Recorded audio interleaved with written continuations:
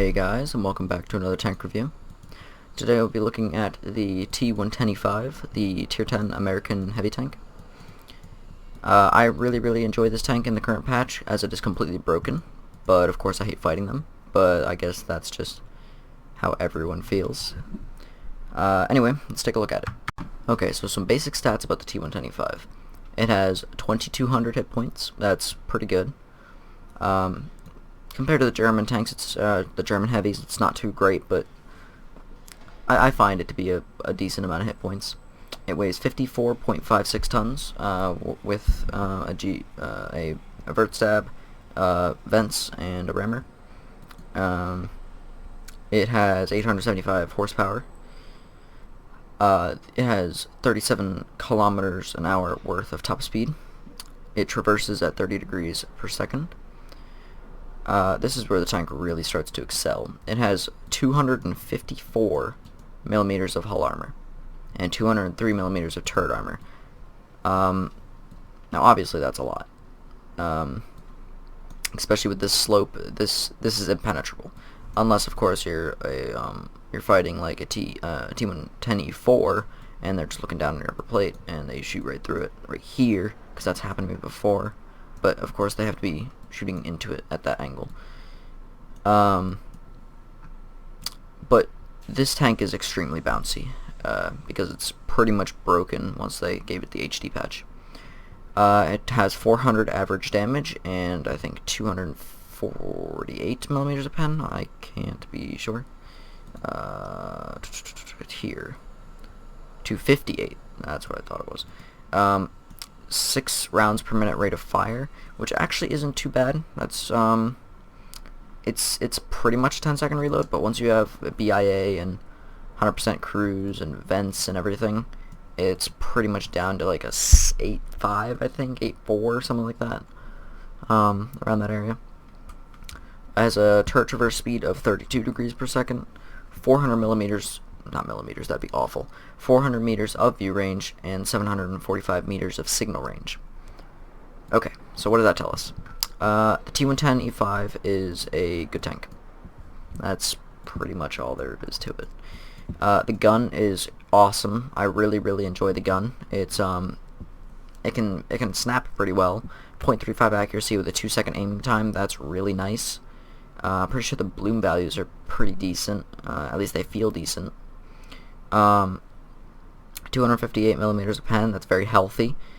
When you do need to fire heat, I only carry 10 because sometimes you'll have to fire E100 turrets, which is just safer to use the heat rounds. Or if you need to fire at another T110E5, you kind of need to load heat unless they're giving you their lower plate for some reason.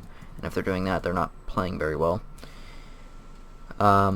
So this tank is special enough to me that I put a permanent camo on it with Z Gold. Yeah, I think it was on sale for like 125 gold for each camo at the time, but that was after one of my first tournament wins, and I decided to put it on this tank because I liked this tank so much.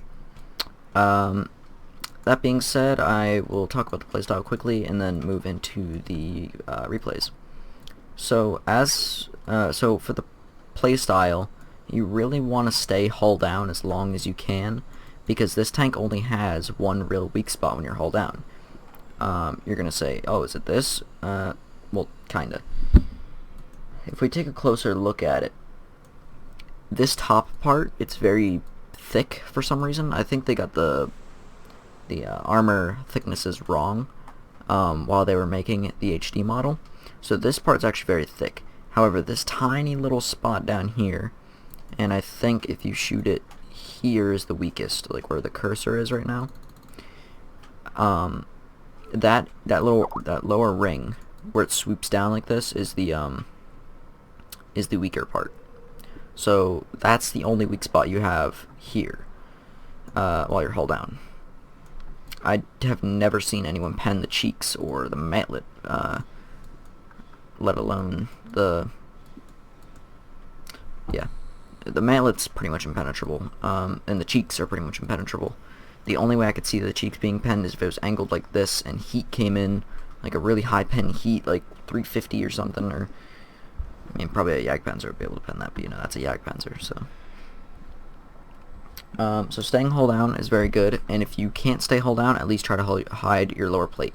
Because if you can hide your lower plate, you're pretty much in the same position, except they can track you.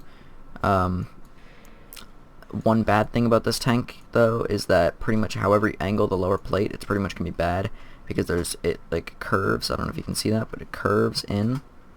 So if you shoot it here, it's flat. If you shoot it here, it's flat. If you shoot it here, it's flat.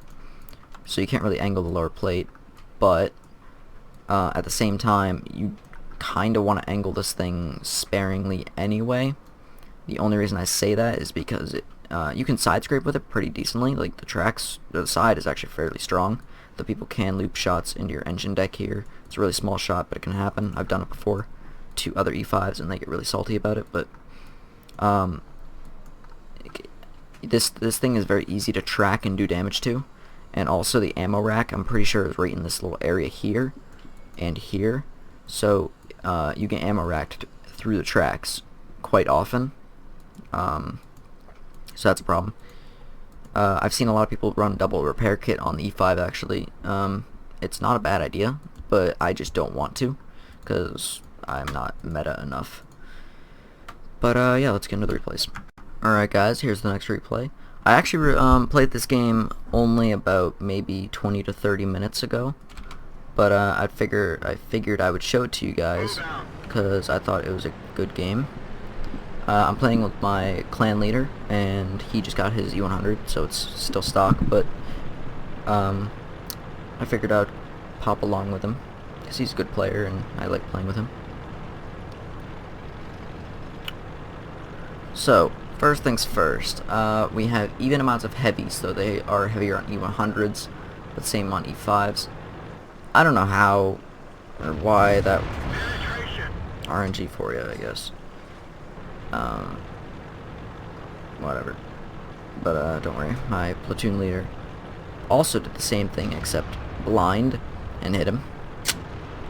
Or my clan leader, rather. So that's a pretty good start to the game. Poor T71. So, like I said, we have even amounts of tier 10 heavies, even amounts of tier 10 mediums, even amounts of tier 10 TDs and RD. We have more tier 9 heavies, same amounts of tier 9 mediums. He made a mistake poking there. Bollocks. They have more tier 9 TDs, and the rest is kind of irrelevant, except for the RD, I guess. So, E50M tracked me. Not too big of a deal. I spent a little bit too much time side scraping on this corner. I should have side scraped it, checked if he was there, instantly gone out, because he wasn't there, obviously. So I felt very confident about pushing this flank, because I know Foxy's a good clan, so I know that I can trust that player at least. That hit his upper plate, it would never go through, but wasn't really expecting to. And I know my clan leader is a good player. I'm just going to refer to him as Bill for the rest of the time. So I know that Bill's a good player, and I know that the E5 is a strong tank. So I'm confident about pushing around this flank, because there's only a E50M and a 140 that have been spotted there. The T30's pinned down from the IS-7, so all we have to do is just kill the two mediums and we're good to go. So I see that the E50M is a one-shot, and my clan leader, Bill, is requesting fire at him, so I kill him. 140, I was trying to go for the tracking shot, but I wasn't worried about it. My Bill just got hit by artillery, which is kind of unfortunate. I killed the T30, it's a big gun in the game.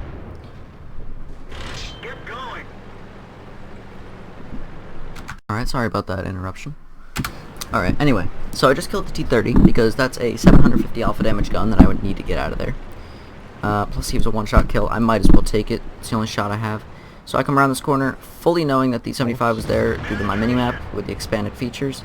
Shoot him right in the lower plate. And here I was thinking about shooting him in the track, then I said, no, I need to secure the damage. I need to weaken him. tracking him again, it wouldn't go all the way through, wouldn't cause damage again. So I was aiming for the lower plate again, but blue drives him, or whatever. I'm just going to call him whatever I want, because that's how I roll, you know?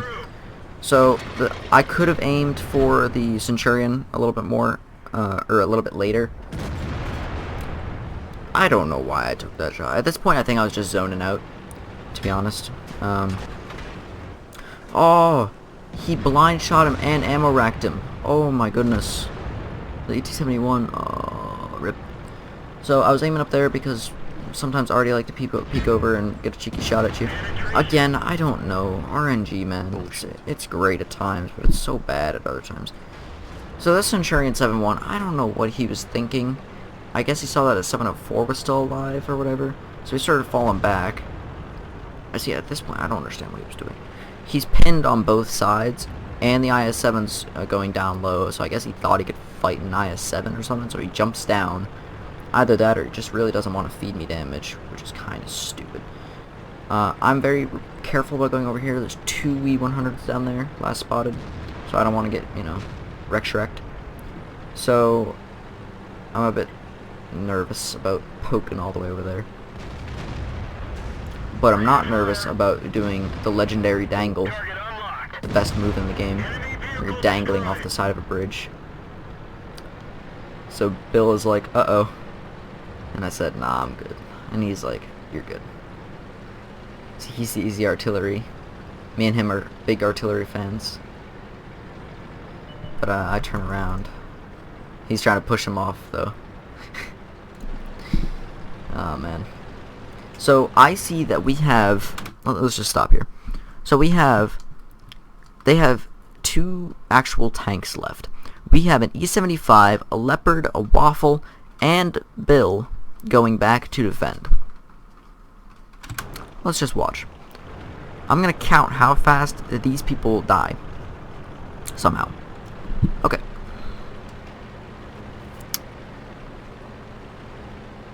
1, 2, 3, 4, 5, 6, 7.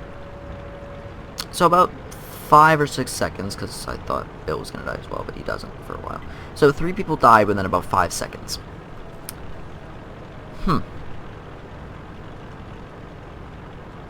So I asked Bill if he had it, and he said no. I said I can't come back now.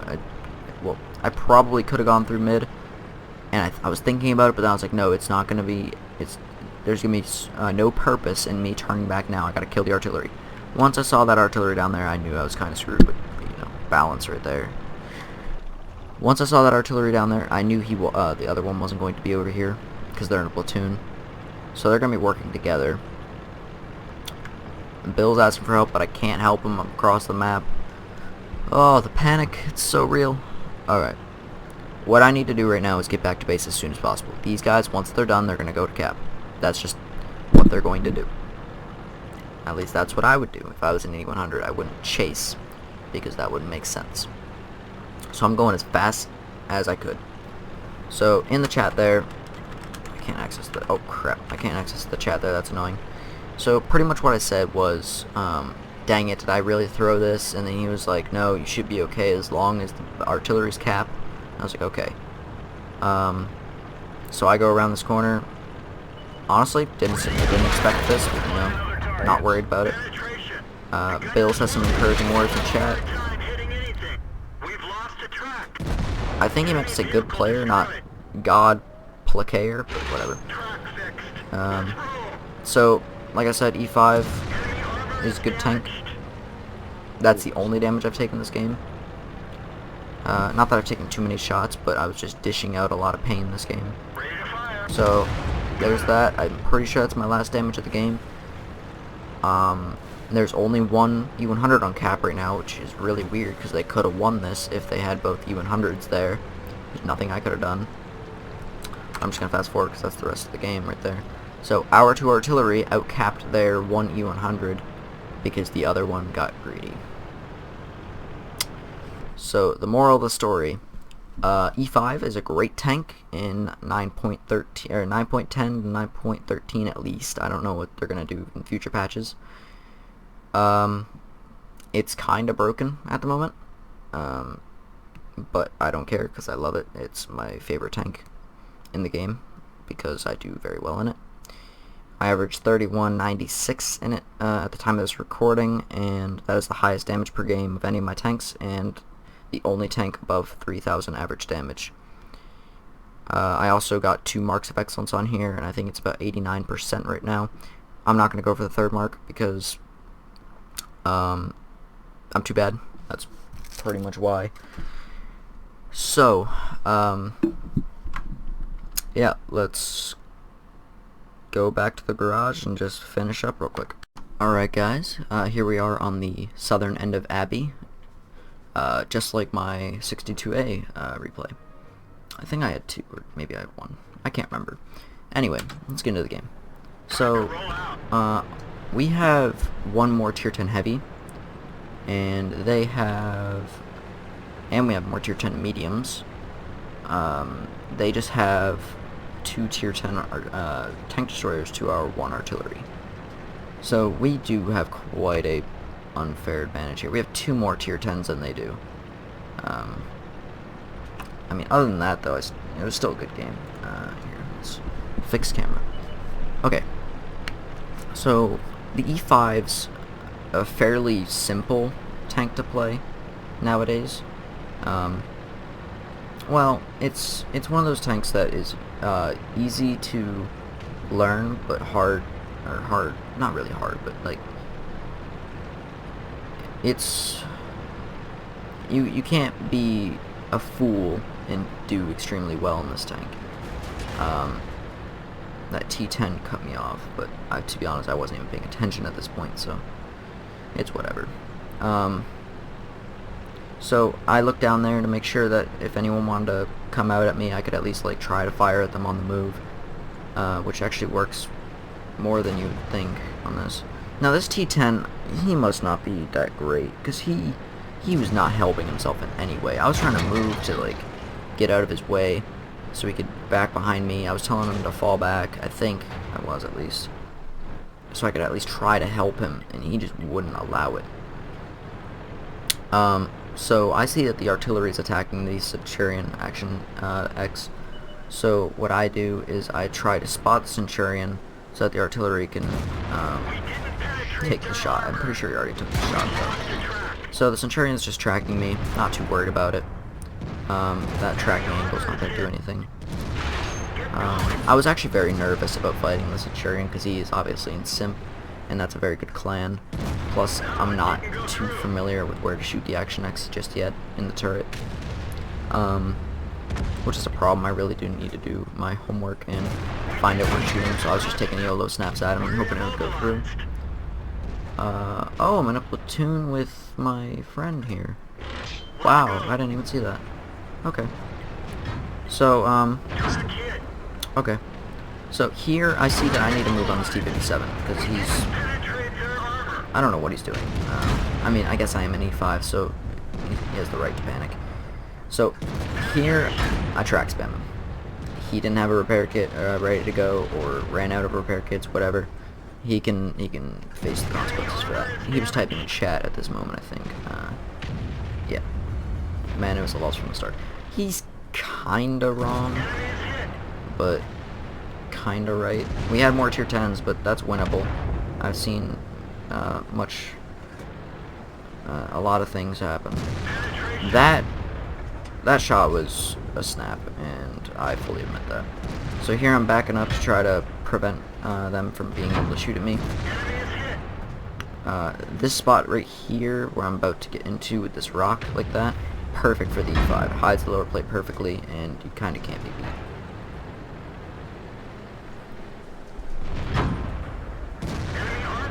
I don't know why that went through either, because the T-54's turret is very weird, but it did.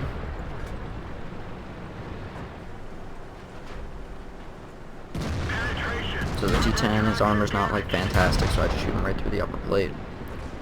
It's actually a fairly reasonable place to shoot the T-10. D-100's giving me the back of the turret shot. I gotta take it. T-10 pens my lower plate, I'm pretty sure. So I just shoot him right through the upper plate. Side scrape on the corpse of the T-54E1.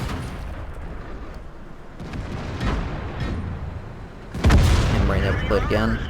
Even if the pike was angled away, the T10's armor is not too great where it can bounce an E5 shell off its upper plate. So this flank's pretty much dead. I accumulated 4,400 damage, 4,421 damage, and 1 kill. It could be better, but if we take a look at the hit log, I think I took 2 to 3 damaging shots, and 15 shots actually hit me. So yeah. But as I just said in the chat, I don't want this tank to get nerfed because it's the only tank I can do well in because I'm bad.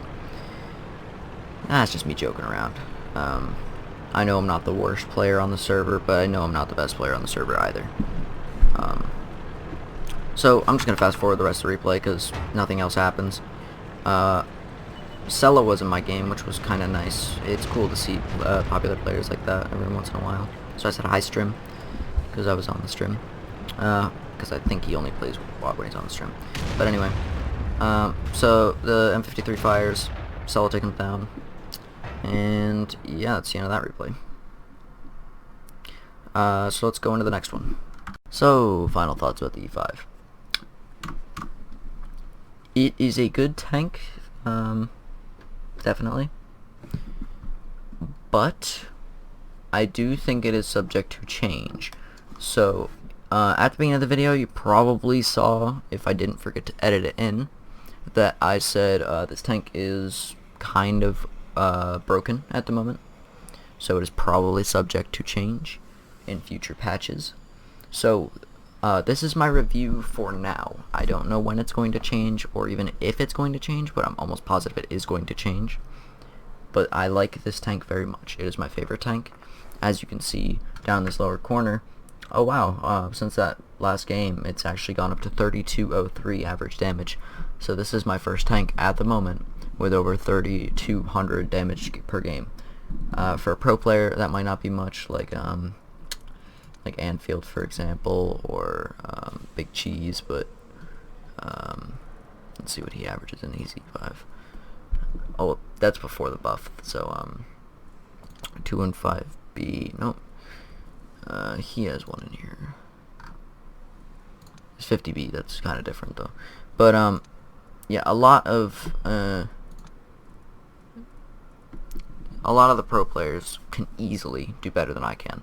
There's no doubt about that. But this is the first tank that I actually feel confident playing because it is kind of broken and very, very powerful at the moment. But it's just a good tank for me. I think it matches my playstyle. I'm very aggressive at times, but very defensive at times. So it fits both of those. It's a super well-rounded tank. The turret is great, so you can go hold down a lot. The only thing that really beats it is heat and APCR, or the super high penetration guns. That's the only thing that really can beat it. But most of the time you can out DPM those guns anyway, unless it's something like a T62A firing heat into your cupola, which you can't shoot him back because he's hull down, for instance. That's one of the very, very few situations that you can actually lose in E5 with.